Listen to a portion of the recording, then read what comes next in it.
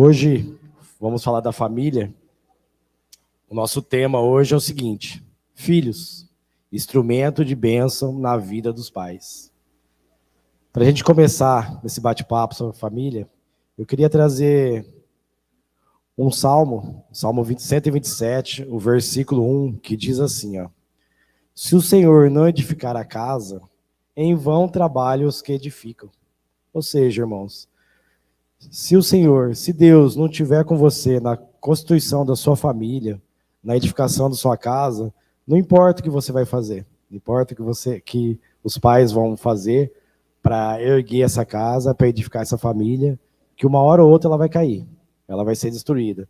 Então a presença do Senhor é importantíssimo na construção da família, é a peça principal, amém? Com isso, nós precisamos entender que o que faz que tenhamos uma família estruturada, solidificada, não são os patrimônios que nós possuímos, não são os bens que nós adquirimos durante a nossa vida, mas sim a devoção ao Senhor, o caminhar, a intimidade com Cristo e também o cuidado com a nossa família. É isso que faz uma família sólida, uma família firme, estruturada. Hoje, nós vivemos um tempo que as pessoas elas se preocupam com as coisas terrenas, se preocupam com o status financeiro, corre atrás o tempo todo do dinheiro. E o dinheiro, irmão, não é o fim de tudo. O dinheiro é apenas um meio para a gente suprir as nossas necessidades. Ele não é o mais importante. Ele é essencial, mas não é importante.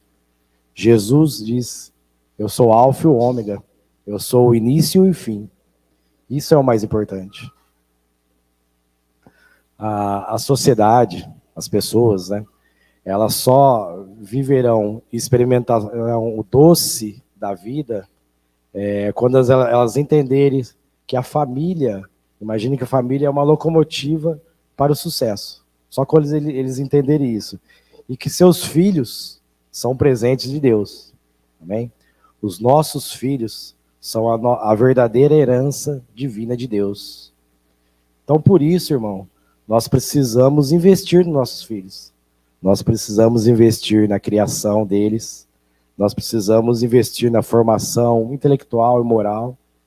E, sem sombra de dúvida, nós precisamos investir na formação espiritual do seu filho. Isso é o mais importante.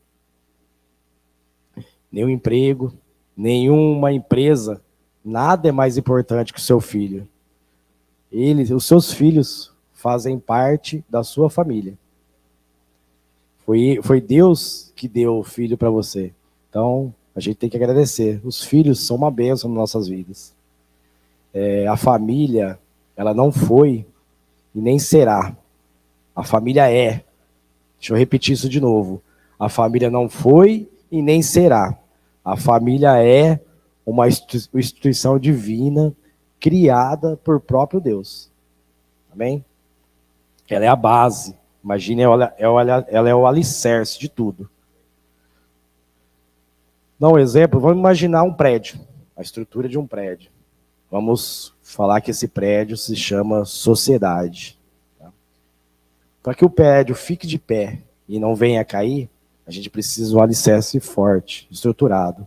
E quem que é esse alicerce, irmãos? É a família. A família é o alicerce. Se a família não estiver bem estruturada, esse prédio vai desmoronar. Vai desmoronar, vai cair todos os escombros. E quem está dentro dessa sociedade?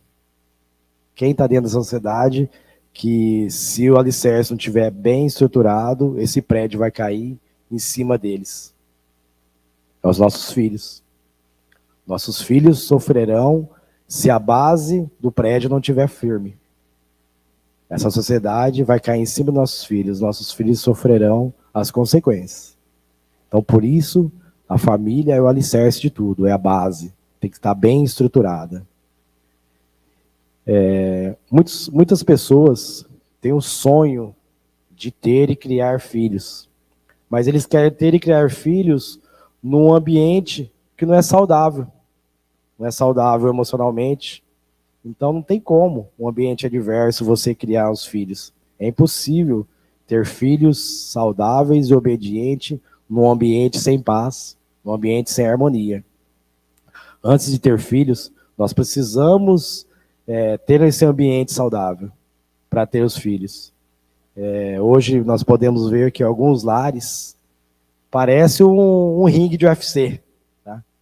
De um lado o pai, imagine o Anderson Silva de um lado, e a mãe do outro lado, Amanda Nunes, pronto para uma guerra, pronto para brigar. Então, como vai criar uma família desse jeito? Que os pais que deviam estar unidos, juntos, para criar os filhos, eles estão em pé de guerra, pronto para uma luta. Ou até mesmo, a gente pode ver a família num campo de batalha. Ao invés do pai e a mãe estar lutando no mesmo objetivo, estão sendo parceiros, não. Eles são inimigos. Um está de um lado, outro do outro, atirando para um lado, atirando para o outro. Dessa forma não dá.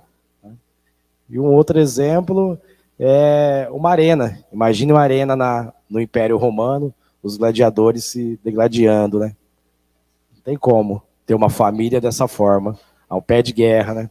Os pais e a mãe, o pai e a mãe que era para estar unidos na criação e na formação do filho, estão desunidos, brigando, querendo a atenção do filho, querendo mais do que o outro.